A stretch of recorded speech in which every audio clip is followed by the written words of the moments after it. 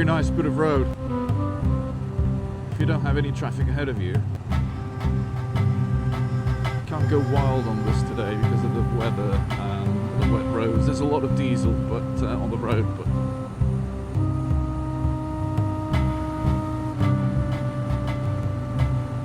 oh, bit of slippage there.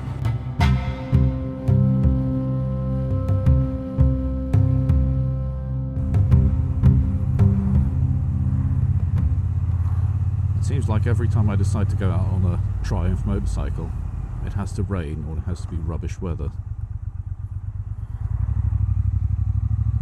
Or maybe it's because it's such an iconic British bike, and so it needs the iconic British weather along with it when I go on a test ride. I don't know, or maybe it's just bad luck. But today I'm back on the Triumph Bonneville T120, and this time the T120 Black version. As a bike, it is exactly the same bike as the T120 I rode a few weeks ago, except that it looks different. It looks different in terms of it's the color scheme. So it's everything that is chrome or brushed aluminium or not black in the T120 is now black on this one, and it has quite a nice elegant combination of matte bits and glossy bits, but all either black or very dark grey, so yeah, it looks very, very nice. The other reason why I wanted to do this test ride was because there were some things about the T120 that I did not like, and I wanted to double check that, because it's a bike that I like to look at very, very much. And it seems such a shame that I would be left with some negative thoughts about it from my first test ride. So I decided to take one out again, and this time, because I do prefer the look of the T120 Black, I decided to take this one out and show it to you guys.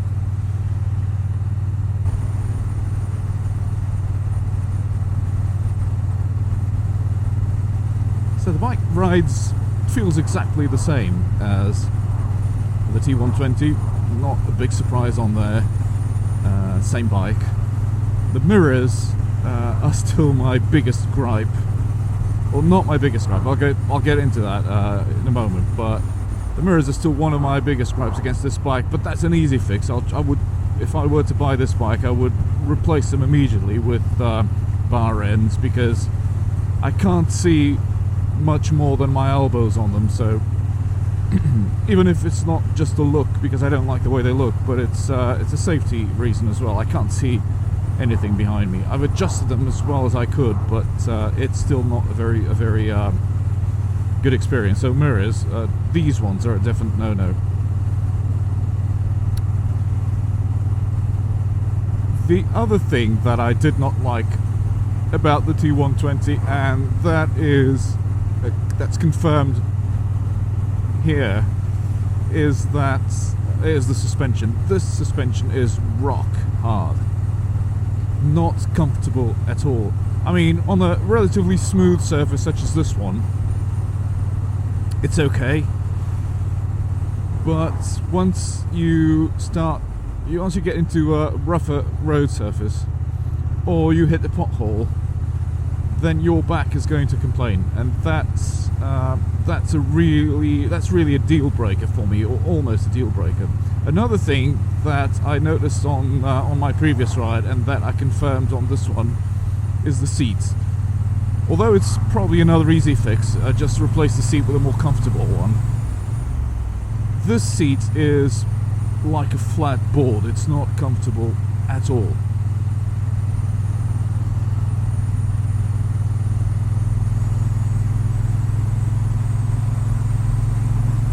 Whoa, but the engine is that beautiful 1200 high torque engine.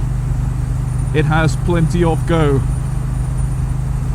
Look at that. Oh.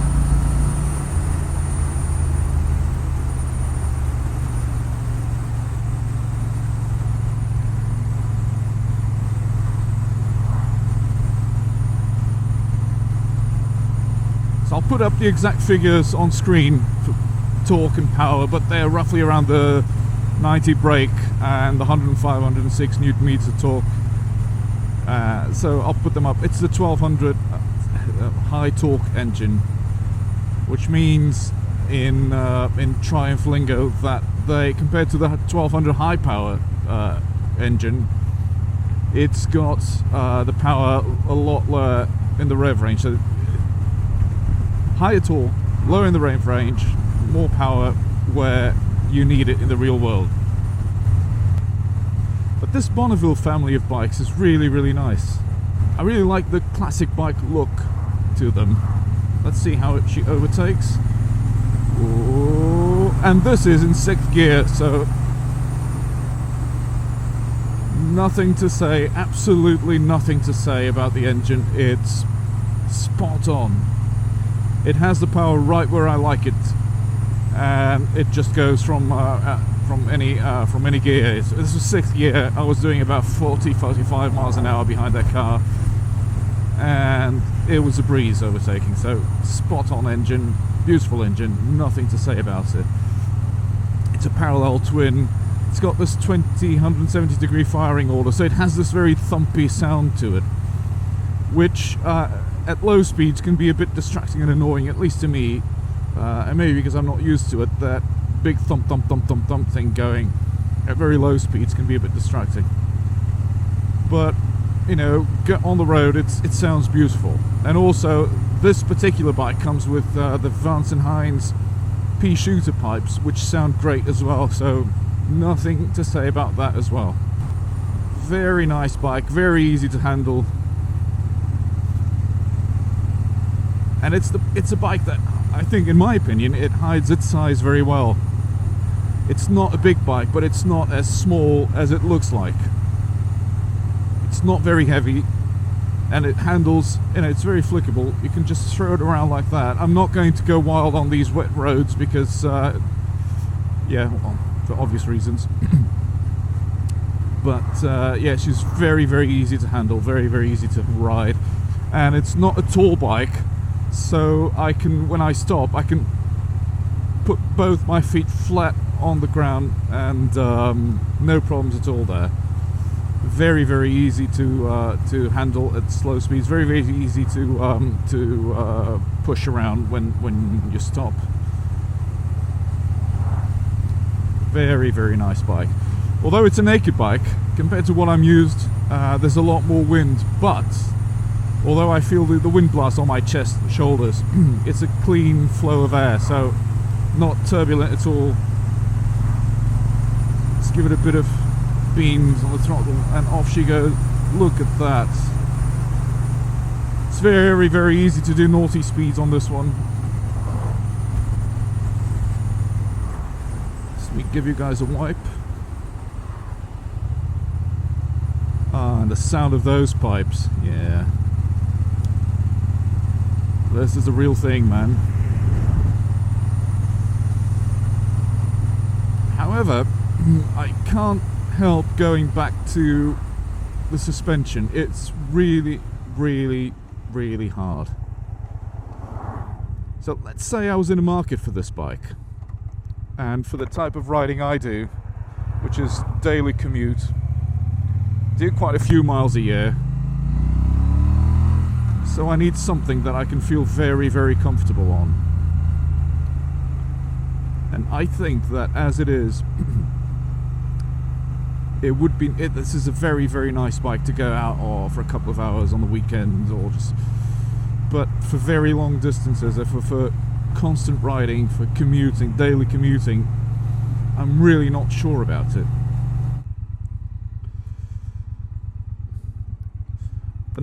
Another bit of a negative point about the bike are the switches.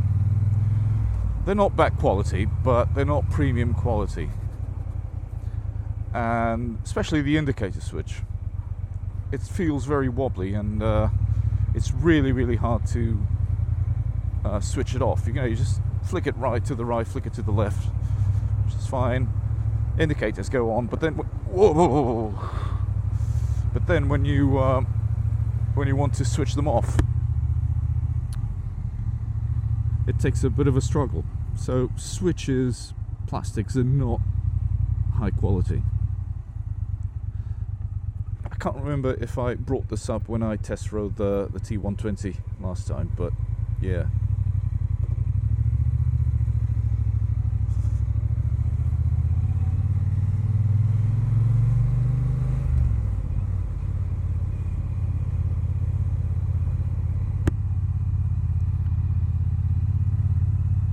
Gearbox is excellent. Clutch is very, very light, feather light actually. And the bike is so well balanced, it's very, very easy to ride at slow speeds. I was virtually stopped back there just now, and it's very, very easy to ride at slow speeds, very well balanced.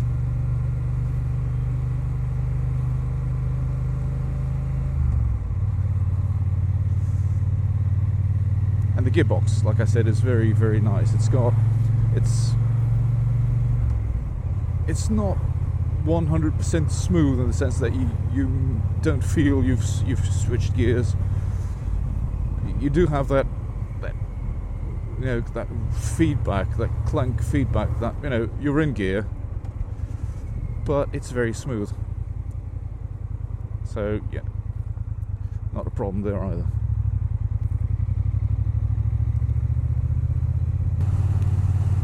This bike is quite high spec actually from the dealership, so from factory. So base model comes with heated grips, which work very well. They take a bit to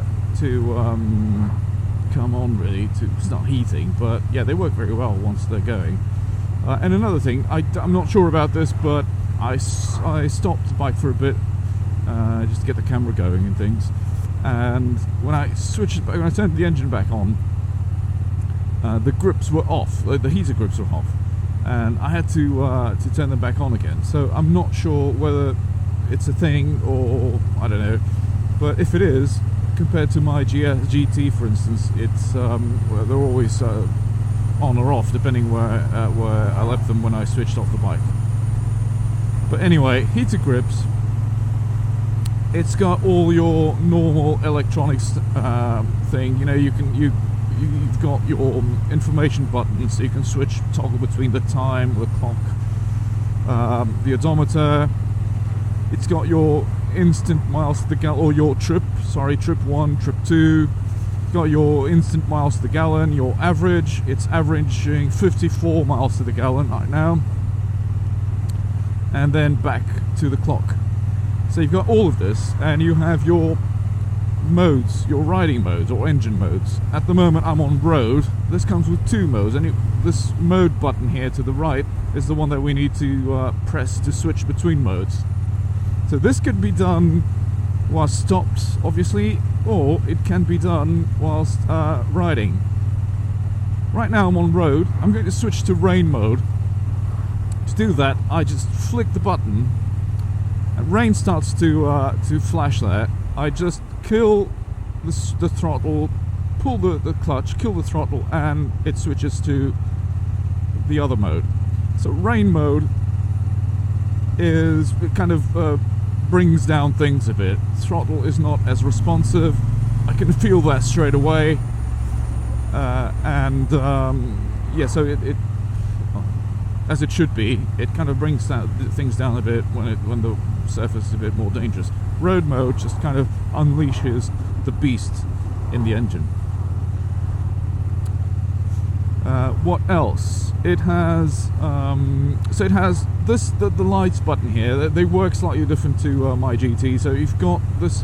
You flick the switch here to daytime running lights, but at night you need to switch the kind of normal running lights, or because otherwise it won't do that automatically. So back to daytime running lights, which are not as so they're very good to show everybody that you're on the road, you're there, but at night they're not very good at kind of lighting up the road in front of you.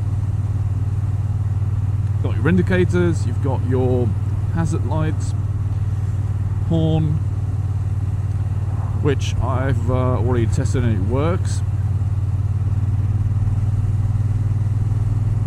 And so all of this information is available on these two small LCD screens here in the dials, which by the way look very, very nice. I really like the way they look, these dials.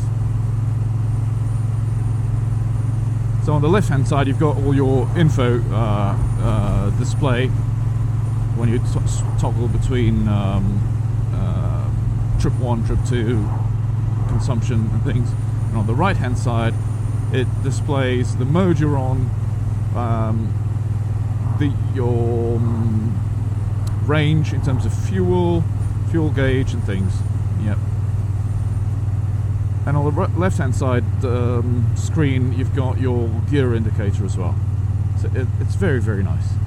Very, very easy to read. Once you know where things are, it's really, really easy to read. And I love the dials. So these analog dials are very beautiful. They're very, very nice.